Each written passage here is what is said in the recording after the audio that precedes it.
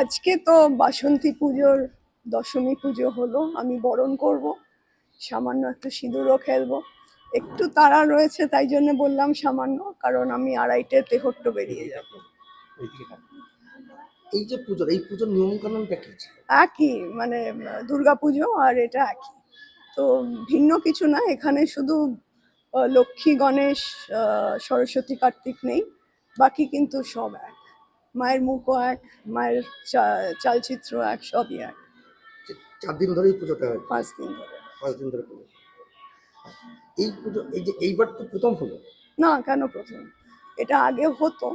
এখন দেখুন, এটা 700-800 বছর পুরনো ফ্যামিলি, আপ ডাউন তো থেকেই থাকে। সেখানে হয়তো কিছু কারণে বন্ধ ছিল কিছুদিন, আবার আমরা 6 মাস আগে থেকেই ঠিক করেছিলাম এটা আবার মানে চালু করব। এবং হয়তো অনেক জায়গায় পোস্টারও দেখে থাকবেন যে বাসন্তী পুজো আবার রাজবাড়িতে হবে। এর আগে আমরা দেখেছি দশমীতে সিঁদুর খেলা, হুম। আবার সেই একই ধরনের সিঁদুর খেলা, কিরকম লাগছে, মানে কি ভাবছেন? আমার তো ভীষণ ভালো লাগছে এবং বিরাট ভাগ্য মনে হচ্ছে যে মা আবার এলেন। মানে মাঝখানে তো ওই 1 বছর ছিল, তা এখন মধ্যিখানটা আর বেশি দিন ওয়েট থাকলো না। মাকে আমি ভীষণ ভালোবাসি, মাও আমায় ভীষণ আশীর্বাদের চোখে দেখেন এবং 10 হাত রেখেই আশীর্বাদ করেন, নাহলে এত কিছু পারা যায় না। আজকের দিনে, আজকের এই পরিপ্রেক্ষিতে অত কিছু হয় না বা পারা যায় না। এর আগে আমরা দেখেছি সিঁদুর খেলাতে আপনি ব্যস্ত থাকতেন, এবার তার সঙ্গে সঙ্গে আরেকটা দায়িত্ব আছে, এই দুটোকে কিভাবে ম্যানেজ করলেন? না, করতেই হবে। যখন একটা দায়িত্ব নিয়েছি, ওটাও আমার একটা গুরু দায়িত্ব। আর এটা তো আমার বাড়ির পুজো, আমাকে সেখানেও থাকতে হবে, কারণ সত্যি কথা বলতে কি, মাকে যখন আমি ডাকছি, মাকে সেরকম যথাযোগ্য মর্যাদাটা আমায় দিতে হবে। এবং মা যেন বারবার এরকম ফিরে আসেন, নদিয়াবাসীকে আশীর্বাদ করেন। এবং সব থেকে যেটা আমার মনে হয় যে আর যেন পুজো বন্ধ না হয়। আর এবার তো আর 1 বছর সিঁদুর খেলার জন্য 1 বছর অপেক্ষা করতে হবে। না, আর হবে না। আর ওই সেপ্টেম্বরে বোধহয় পুজো এবারে, আর সেই অবধি। তো মাঝখানে মা আবার দেখা দিয়ে গেলেন, আবার এই যে ধরুন আর একটা কাজ বললেন, তার জন্যও আশীর্বাদ করে গেলেন। প্রচারে তো যাচ্ছেন, কেমন সাড়া পাচ্ছেন মানুষ? খুব ভালো, ভীষণ ভালো।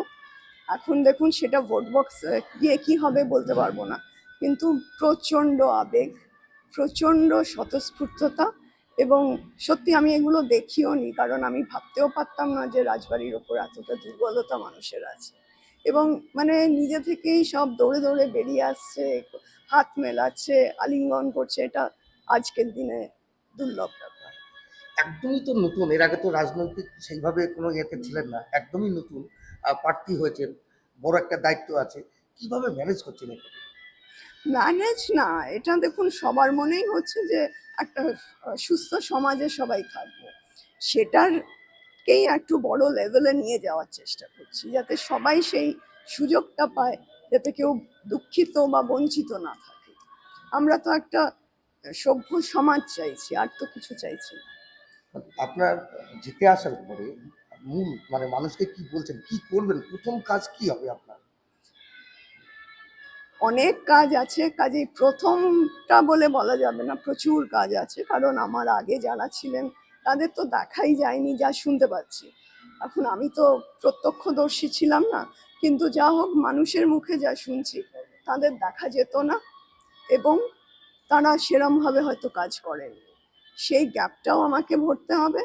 এবং আমার যেগুলো প্ল্যান আছে বা পরিকল্পনা আমাকে মোদিজি দিয়েছেন, সেগুলো আমায় করতে হবে।